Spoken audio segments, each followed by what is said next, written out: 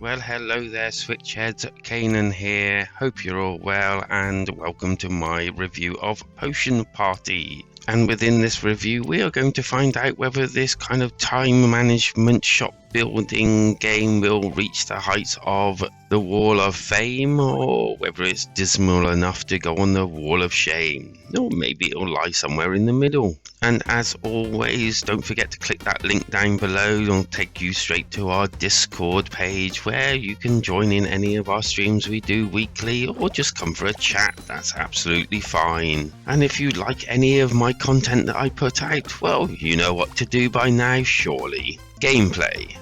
And so Potion Party is kind of like one of those time management games where you've got your own shop and basically you're making up orders for clients that come into your shop, but you only have a certain amount of time to do this in.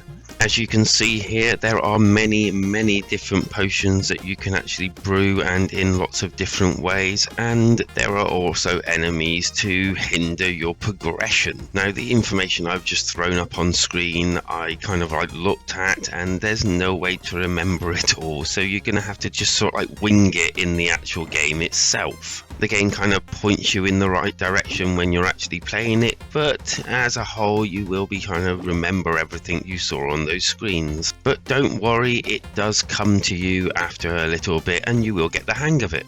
And so let's hit up on the basics of the actual gameplay. And so you'll be tasked in growing or watering your plants or herbs, and then you'll have to grind them up and then actually brew them. Customers will come in and ask for larger or smaller bottles to be done eventually, as this is unlocked as you actually go through the actual gameplay. All the customers are also timed, so there is a time limit here, and if you don't shift your arse, they'll walk out and you won't make any money. And I'll come back to that juicy nugget in a minute. As you progress, things get harder and harder, as I said, and basically you'll have to make potions and then make them into white potions, and then you've got this charcoal effect which turns the potions black, and all this with additional items and all, a furnace and all to make it. And you'll have to just take your actual herbs and throw them straight into the charcoal maker. And yeah, this is where all the time management comes from, because everything is timed, and the puzzling is reaching a kind of zen point of you have to do this before this, but this, make sure this is done, and things like making sure there's water in your bottles so that you can actually straight away go and start brewing things straight away. And then you have a time limit that you have to do all this by and meet a certain quota, which is down on the right hand side. And when you're actually doing it, and the more that you actually serve, your money count is down on the left side. Adding to all of this, as you progress through the game, you also get ghosts that come on screen, and later on they get faster, and you need to avoid these, otherwise they kind of reverse your controls. Then there's blobs of slime on the ground, and basically you need to take your ground down herbs and use the same color to get rid of them. Sometimes you don't need to, but sometimes they do actually put themselves in the way, and basically they will slow you down if you walk on them. And last but no means least, the thief, that you need to throw water over them to get rid of them, but they will come along and steal your goods, which isn't very useful. And sometimes when you're down to the bare seconds, they can hinder you. Oh, and don't forget, you can actually drop your potions, which really grinded me a few times when I was right at the pinnacle of the timing, only to lose the round because I wandered over and pressed the button too soon and dropped the actual potion. Progression is done by meeting the actual target that you see down in the right, and when you do that you progress to the next level. And as far as I can see, there are only 12 levels, but some of these levels are 15 to 25 minutes long, which I can kind of see where they're getting their 5 to 10 hour playthrough from, as there are times when you'll be almost at the cusp of completing a 10 to 15 minute one, and you'll lose and then have to go and play it again. It's a bit of a grind, but I never found it really that much of a arduous grind, as in to say I didn't really mind replaying the levels. In fact, one of the levels took me a really long time to do, and probably about 8 tries to actually complete it. and each actual level kind of adding something new each time really helped for, you know, continuing play and keeping the actual gameplay slightly fresh. And as for that money I mentioned before, well, there is a shop and there are many different unlocks, some that you can only unlock once you reach a certain level and some straight away. And so with this, your shop starts very basic, sort of like hardly anything in it and just the basic tools, and as you progress you can buy extra stuff, from extra mortar and pestles, extra planters, extra furnaces, extra brewing stands and the like. Extra tables is useful, but after a while you build so many, I find they've actually come into hindering you instead of helping you because they get in the way too much. And then you get kind of like buffs where you can buy like certain things, so the customers will return 30% faster, customers will stay 20% longer, and then things like gold +1 for every potion sold. And then other things like the percentage of the actual enemy spawning would go down, which is a good thing because you don't have them around so much. And then there's the characters that you can play. You get 10 characters that can be unlocked, which is pretty cool, and they all do something different. And once you've unlocked them, you can play them and you can actually upgrade them as well. Some like add percentage to the growth of things, others the potion making, it gets faster, and these all cost money and then more money to upgrade them. And then there's the big ones for like 1,000 coins, that's way away from me at the moment.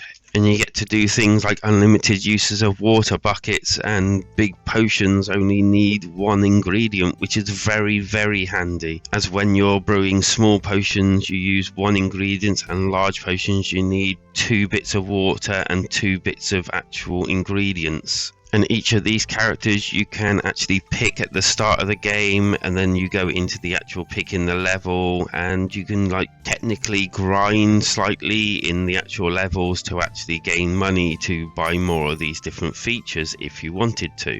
And as well as everything I've mentioned, I suppose I better mention the fact that you can mix and match your actual colours of your ingredients, such as like blue and yellow will make a green colour, and certain people will come in and ask for that, which is cool. And again, added to the franticness of the actual game. If you mix match a colour and you get it wrong, it will turn into like a grey colour, and I've not found a use for this at the moment apart from to bin it or to use it if you need to do like a charcoal or a white potion.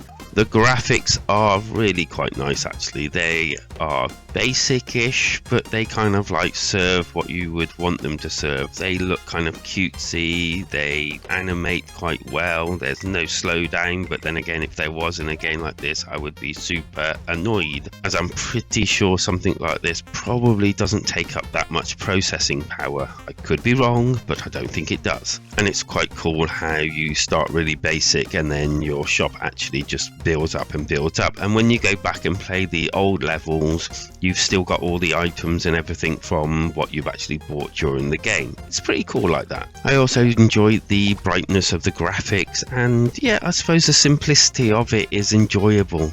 As for the audio, again, it's kind of like what you'd expect from a game like this, kind of joyful soundtrack that bops along, that you can like, you know, actually just work to, not against, and kind of has that almost feel good quality about it. All the other sounds are what you expect as well. The water goes whoop and all sorts of different things. You can hear things brewing and the like, and yeah, it all works pretty sufficiently for this type of game. The good. A deceptively difficult and fun game. I went into this thinking, oh, this is going to be easy to master, but was I wrong as you progressed?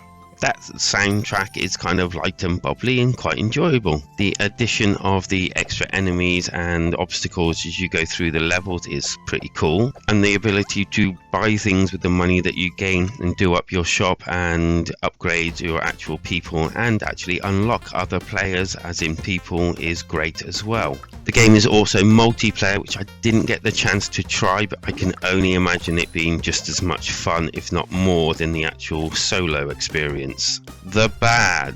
I felt like the controls could do a little bit more tightening up, but there was nothing really that bad or anything to really sort of like hinder your progress in the game. The score. Okay, I'm not quite sure whether you noticed or not, but I actually really enjoyed this game, and I'm going to give it a 4 out of 5 straight off. I kind of like these sort of time management games anyway, and I like when someone comes along and does something different with them and adds a bit more to the actual gameplay. Yes, it can get a bit grindy here and there, but I think these sort of games do anyway, and I think the addition of the things that you can grind for really sort of like keeps the gameplay going and keeps it kind of fresh, and the addition of multiplayer in the actual game kind of like just adds to that as well. So anyone that's into this type of genre, I believe, yeah, it's for you. You should go and try it. And anyone that's not, that wants to dabble, I think you can come into this one quite happily and enjoy it. And as for my alternative, well, it could only be Welcome to Primrose Lake. It's another time management shopkeeping type game, and this, and also Barbarous if you want to try that one as well, by the same people, and they're both really good games and well worth checking out after you've completed Potion Party. And so, do you intend on picking this great Potion Party game up, or are you just going to leave it? Leave it down in the comments, let us all know. That's what they're there for. Or come and join us in our community Discord, where you can come for a chat or even come and stream some of our content that we do during the week. And with that, if you've enjoyed any of my content, then you know what to do, because life is better when we switch together.